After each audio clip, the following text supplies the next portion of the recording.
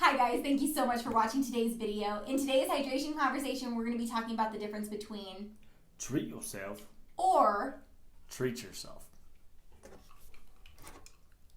Boom.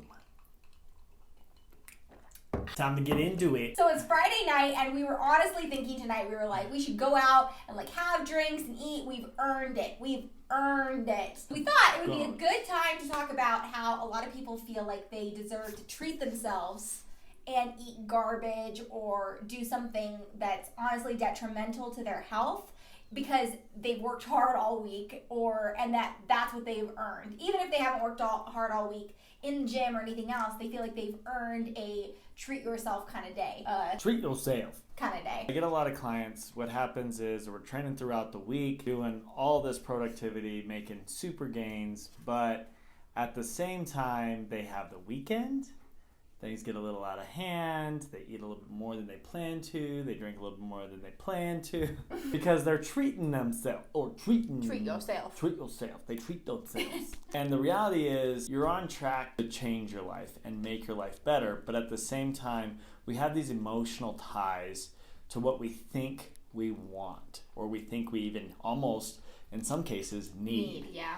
And the reality is that's not what the body's desiring. That's not what your mind's desiring. That's not truly what your soul needs. What we really wanted to get into is that difference between treating yourself and how to treat yourself. I think there's some key differences that you want to pay attention to that'll really help you differentiate between what you need and what you're actually just wanting. A lot of times people, they've worked hard all week, especially if they work in an office or any sort of any job. They work hard all week and then they get to the weekend and they're like, I'm gonna have a beer, I'm gonna sleep in late, I'm going to take a break from just everything, I'm gonna binge in front of the TV. And those are all things that leave you the next week feeling blah, you just don't want to start your next week because you're basically just living for the weekend, even though the weekend isn't going to be anything that's good for you or anything that's going to help you further your life. We want to talk about a couple of ways that we like to treat ourselves that are healthy, and I feel like both of us for sure have had our binge days where we've I have laid in front of the TV.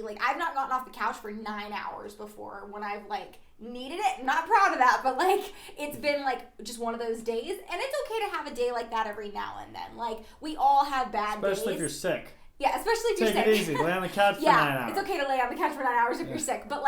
But a lot of people do it just because it's the weekend. And if you were somebody who finds yourself sleeping in on the weekend and feeling like your weekend was just kind of gone quick and that you didn't do anything that felt meaningful or made you feel better about the week ahead, then we've got some ideas for you. The first thing that I would like to draw attention to is cycles. She talked about earlier, everybody goes to work for the entire week and they get to the weekend and they're like, oh, I'm just going to chill out. I deserve this. I'm going to have an extra drink. I'm going to have an extra taco.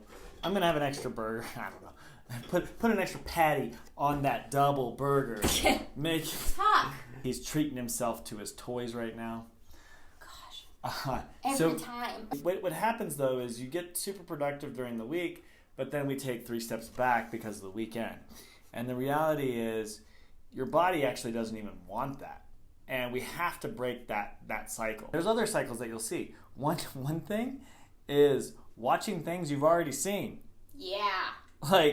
It's you already know what's coming. You know what's happening. But the only reason you're watching it is because you're comfortable. Yeah. It makes you feel comfortable. Come on. Life's not about being comfortable. It's about growth. Gains.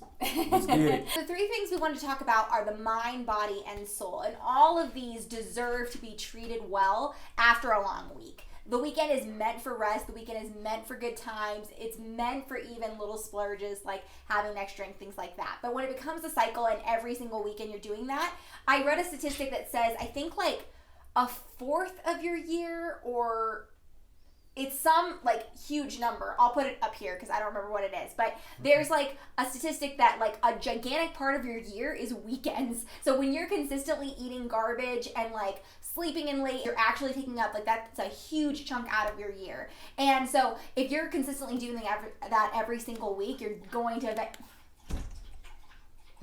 This is the loudest they've ever been. Gotta get that drink in.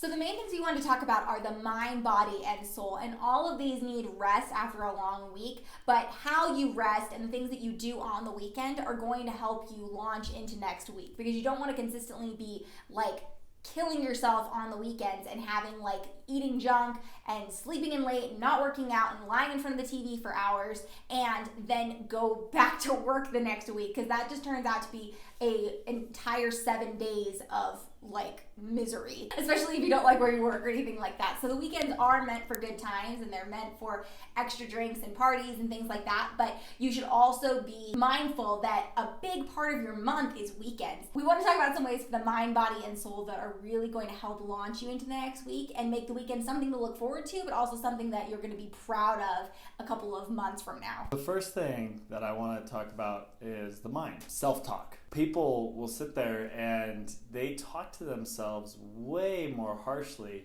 than they actually would talk to somebody else. Your friends probably don't talk to you as harshly as you talk to yourself. And that's a key component. Whether you're during a workout and you're doing self-talk in your head and it's negative, that's not helping you. Mm-hmm. That's not helping you. That's not making that workout any better. Or if it's when you're hanging out, treating yourself, sitting on the couch, relaxing, and there's this self-talk in your head that says, man, I'm so lazy. Mm-hmm. I'm just so over it. Why even try? No, what is that about? Come on, you wouldn't say that to somebody else, so don't say it to yourself. Or even the concept of like, if you've already spent like a couple of hours like binge watching Netflix or like eating junk food and you're like, well, the day's already kind of wasted. You've already set up this expectation that like there's no hope for you or for the day, and that's totally not true. No matter what time it is, there's always hope to make a better decision. If it is like 11 o'clock at night on Sunday and you've made bad decisions all day, you can have a big glass of water and go to bed and start fresh the next day. That's a good decision. Those kind of phrases, having those in your head and in your heart are really, really detrimental, and they can totally set you up for failure for your weekend. You're sabotaging yourself. Yeah. No good there. Moving on to body? Yeah. The body gets used to habits and behaviors and these cycles, if you will, where it's like we need to break that. If you're used to that cycle of, okay, I'm going to come home and I'm going to pop open a cylinder. What's a cylinder? A cylinder, like can. Oh, okay. I was like, what's a cylinder? Full of sugar. I don't want to get too specific, but likely it's either alcohol or sugar. Both of them which tend to slow down the metabolism and are working against you when it comes to your health goals. So instead of popping open a cylinder maybe that sounds so bad. Maybe pop open that tap, get yourself some water. Yeah, there you go. That's a basic one. I mean, the water, people will sit there and they confuse themselves with, oh, I'm thirsty, therefore I need a beverage. Or I'm thirsty and I could use some water. Mm-hmm. So, or I'm hungry and I need to eat like snacks, or I'm feeling snacky. Half the time when you're feeling snacky, you're actually dehydrated. So if you try drinking a big glass of water when you're feeling snacky, it'll make a world of difference. If you just like, again, change that self-talk of like, I'm not hungry, I'm probably dehydrated, and you just start down the water, you'll see those cravings go away. It's honestly like crazy. It's a game changer. And so if we can change that behavior, just small, simple thing, then at that point, at the end, you're going to be in a completely different place. So much more productive. And we also want to talk about like food. A lot of times people think, and I've definitely been guilty of this, I've had a hard week, I'm busy, and then like after work, even today, I was feeling like I'm just gonna like run through Chick-fil-A, and like I love Chick-fil-A, and that was totally a treat yourself moment where I was like, I deserve it. It's been a hard week, and it's like, actually, I deserve the delicious chicken and salad that my husband made for me at home. Like, that's what my body deserves. My body deserves healthy food. My body deserves nutrients. It doesn't deserve fat. It doesn't deserve processed foods. It doesn't deserve soda and empty carbs and things that are going to add fat and make me feel sluggish and make me feel sick later in the day. It doesn't deserve that. My body deserves the best, and most of the time, the best is in my kitchen. Thinking about what you deserve, not what you think you want. The other piece here is coming from a physical standpoint. So we talk a lot about nutrition. Now let's get into working out. Sometimes a lot of people get done with a long day and they think, man, there's no energy left in my tank. Like I'm tapped. Well, the reality is you start moving your body around, and all of a sudden that movement has created energy in you so that you can continue to move.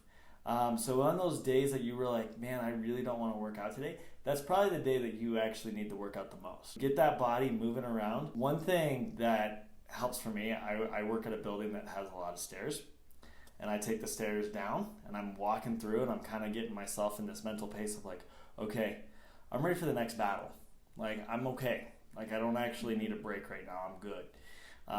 So it's just a simple way of getting some blood flow going to that head, and then it's waking it up, waking yourself up, ready for the next thing. For us, like, the biggest enemy in our house is the couch. Like, if we sit on the couch and, like, turn on the TV, at the end of the day, it's game over. Like, it is game over. We actually will sometimes sit and eat in our kitchen. Like, we have like a bar table in our kitchen, and we'll sometimes eat dinner in there solely so that we do not have to go anywhere near our couch, because we both know we'll get too comfortable and go to sleep, and then like, or just sit and watch TV all night, and then the night's over. Especially in the summer when it's starting to get warm outside and like it's beautiful out. Like, if you can start to try to like go outside at night or do anything that's like getting out of your normal routine, it's going to do a world of difference for your emotional health as well as for your physical health. So the last area of rest we want to talk about is the soul. And your soul definitely needs a break after a long week. What are you laughing about? I wasn't laughing, I was breathing. I was That's tapping. good. That's good for the soul. That's good for the soul. I thought you were laughing at me. Rest for the soul is super important, and that looks different for everyone. Sometimes that means a break from social media. I know a lot of people who like use social media for work, and so they'll turn off social media on the weekend, and they're like, nope, this is my weekend, this is my break. I'm not going to go on social media, I'm not going to go on YouTube, I'm not going to go on Instagram. Like, I am taking a break, and I'm going to be in nature. I'm going to be off the internet for a little bit, because as great as like the internet is for so many things, it can be a really like heavy place sometimes, especially just with like gossip and ads and all this different stuff going on, news, everything. Sometimes you just need a break, and that's like a big tip, and something that we've been trying to implement is sometimes just taking a break, leaving the phone at home and just going for a walk, going to the gym, getting out in nature, whatever you need to do to like cut that out for just like even a couple of hours. It will do a world of difference. The soul is kind of interesting because all our senses that we've been given are designed to sense what's around us, outside of us. And sensing what's inside of you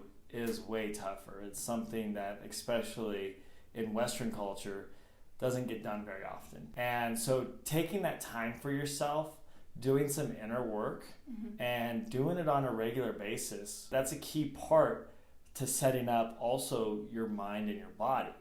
Because if your soul's not in the right spot, if you're not emotionally connected and aligned, then there's no way that mentally or physically you're going to be aligned. And like a lot of ways that you can like align your soul is like spending time with like people who love you and know you and care about you, like spending some quality time, doing some like inner work, journaling or meditating, going to a yoga class, anything like that.